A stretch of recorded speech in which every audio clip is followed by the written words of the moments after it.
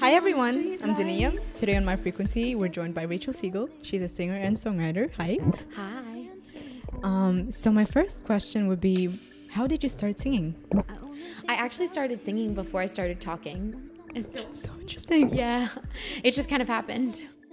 Can you explain me more the process, like how it happened, and maybe your mom told you that you were singing, or?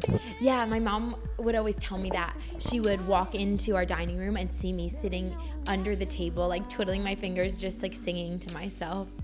That's adorable. And when did you start writing songs? I actually didn't start writing songs until I was about 17. And then I really got serious about it when I was like right after I turned 19. And what is your process like? Where do you get your inspiration from? What is your secret? I just draw inspiration from everything I see and hear. I have this little notebook that I carry around, and I'm always eavesdropping on people's conversations, or if I hear or have an interesting or funny thought, I write it down. So then when I walk in the room to write a song, I have a lot to draw from. Is there any message behind your songs? I think one common theme is strength. So that no matter what I'm talking about or what I'm feeling, it's always with an air of strength and hope that like no matter how bad it is, it's gonna turn out all right. And that I just want people to walk away from my music feeling like understood and seen, and that it's gonna be okay no matter how dark it gets. I think that's very important in our lives, to be understood. What was your genre of music that you're working on? I mean, write songs. I think right now it's very pop, but with lyrics of a singer-songwriter, and I really try and incorporate a bit of depth. And but I don't know. There's always there's a rock and R&B and folk influence. I grew up listening to so many different types of music, and so they all kind of sneak their way in there. That's cool. Is there any project that you're working on right now? Well, I just released my brand as an artist, and so I came out with a music video to my first single called Bitter. And now I'm looking forward to releasing my next single, You Don't Live Here Anymore, in the next few months. So I've watched the video, Bitter, and I loved it. I love the whole concept. Could you please expand more on it? Thank you so much. Yeah, definitely, of course.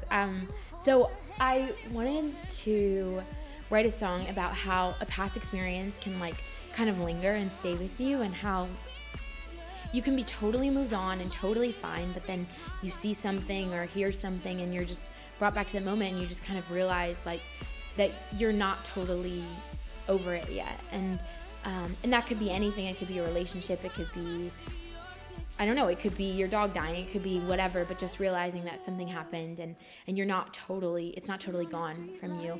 And just being okay with that and owning it and being just okay where you are at that moment. What is your performance process like? How do you connect with people? Do you interact with audience? How do you connect your frequencies? Well, I love performing. It's one of my favorite parts of the job and of being an artist. And I love being able to connect with people in a way that we might not be able to if we were even having a conversation.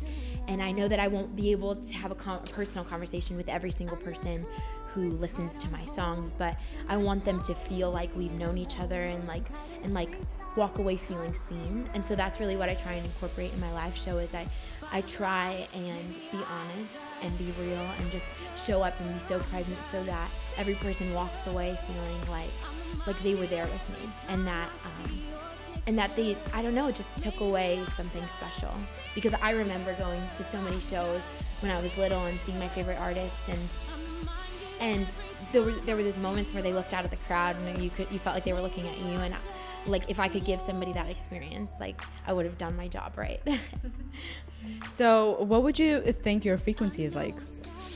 I think my frequency is definitely hopeful and strong, and like I said, I want people to walk away feeling seen and understood, and like somebody got it and somebody connected. I want them to feel connected, and so I think my frequency is connection.